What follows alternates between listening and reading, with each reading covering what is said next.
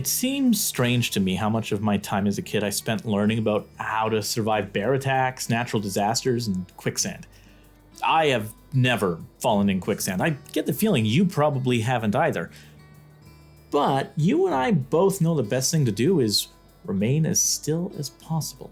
In fact, in order to maximize your chance of survival, whether it's from bear attacks or natural disasters or quicksand, the first piece of advice really is don't panic.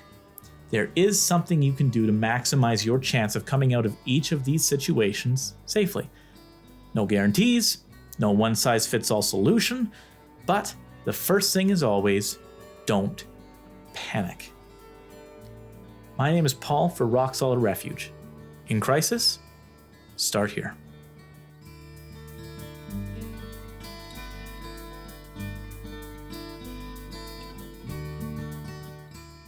Let me start off by saying I'm not arguing that panic is not justified. I am arguing that panic is rarely, if ever, helpful. To take an extreme example, imagine you discover cocaine in your son's bag. Panic is a justifiable response to that. But in order to take the appropriate steps to help them, you need to be able to think clearly. Panic is an emotional response to a situation. If you're concerned that your son or grandson or a friend has fallen into some life-controlling behavior, such as an addiction, panic is a perfectly natural response. You don't want them to be in a destructive lifestyle, but you need to address that panic and rise above it as quickly as possible. As our emotional state gains traction, our rational cognitive abilities decline. Basically, the more you feel, the less you think. I feel I should clarify at this point, don't panic is not the same as don't act. Action is often necessary, but as much as you can, you need to ensure that you're acting with a clear mind. One of the training pieces that we receive at Rock Solid Refuge is teens feel before they think. We'll talk about that in our video on communication and how to help your teen move from an emotional state into a more contemplative thinking state. But here's the thing about that statement, teens feel before they think. I think it's a little egotistical, actually, because what does that imply? It implies that adults are somehow different, that we think before we feel.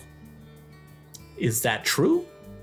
When your kid shouts at you, "I hate you," do you process that rationally and say to yourself, this is an emotional outburst caused by frustration with the current state of external stimuli and scenarios that they have an insufficient amount of influence and control over, and it is not truly an indictment on my parenting abilities, therefore I will not have an emotional reaction to this statement? Or do you feel like you just got kicked in the stomach? If you're human, it's probably the stomach, right? Sure, you can say afterwards, I shouldn't take that personally, that was just an outburst. But it still hurts. So it's not just teens. People feel before they think. That includes parents, sometimes doubly so. Sometimes parents have a harder time controlling their emotions than their children do, but you're the adult in the room. You need to be thinking clearly. So how do we battle this panic? How do we calm ourselves down and remain in a rational state? Honestly, it's stuff you've probably heard before. Deep breathing. In through the nose, out through the mouth. Count to 10. Tense up all your muscles one at a time and then relax them. All these things, they can help us come down from that initial spike of panic. But we're not always able to do that in the moment. If you're in the middle of a conversation, you can't just stop and count to 10 or take 3 deep breaths. So what about when you're talking with your kid? What about when they're intentionally trying to get you angry? They know you. They know how to push your buttons. So if your kid is trying to upset you, how do you remain calm so that you keep as rational as possible? One thing that neurologists have discovered is that our paraverbals, our body language, It doesn't just communicate something to the people that we're talking to the people that are around us. It also communicates something to our own brains.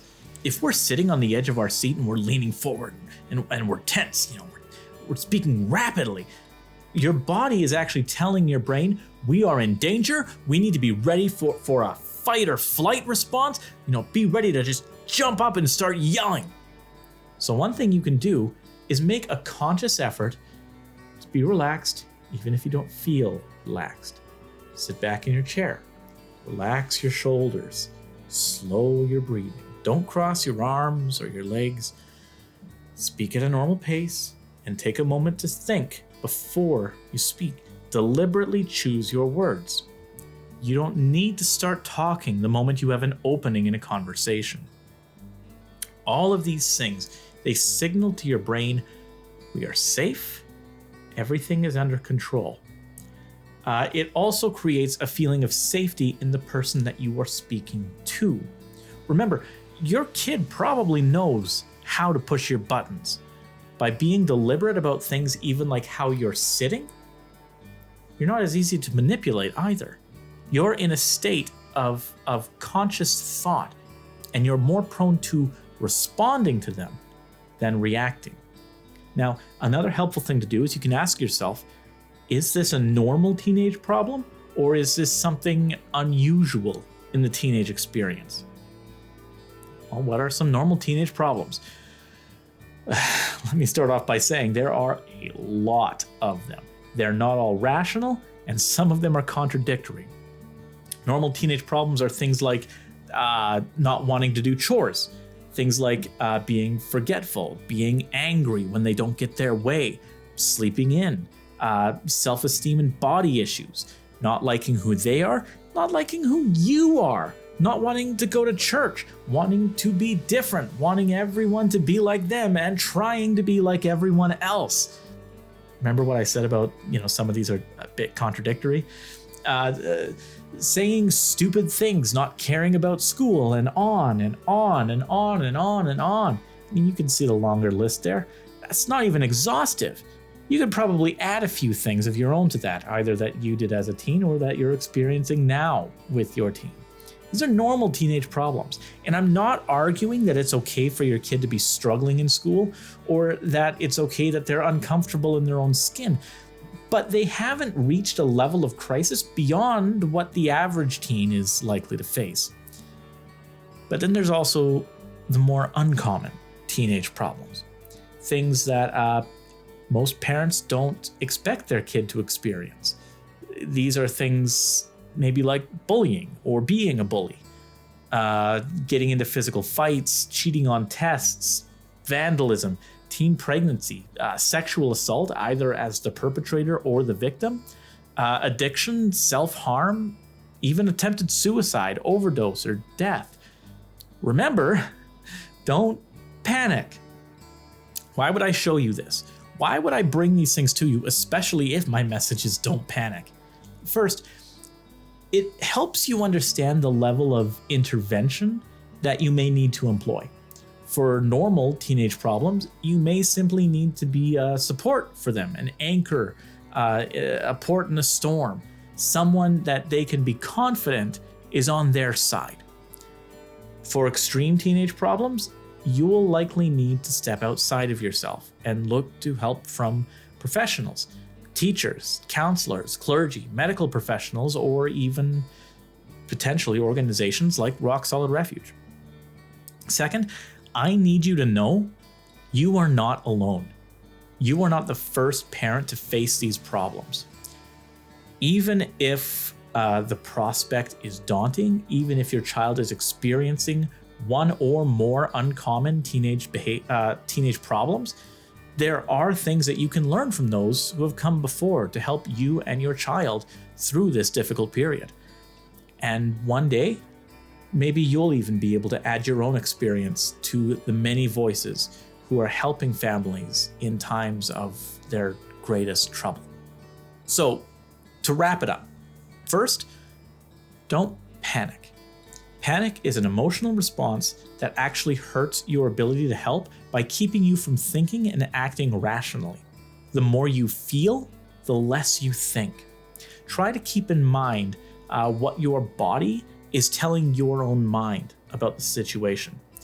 Second, determine if your teen is experiencing a normal teenage problem or an extreme teenage problem, and seek professional help, especially for the extreme problems.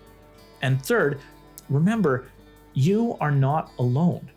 There are parents who have gone through this before. There are parents who are going through this now. You can make it through this, and we're here to help. In crisis, start here.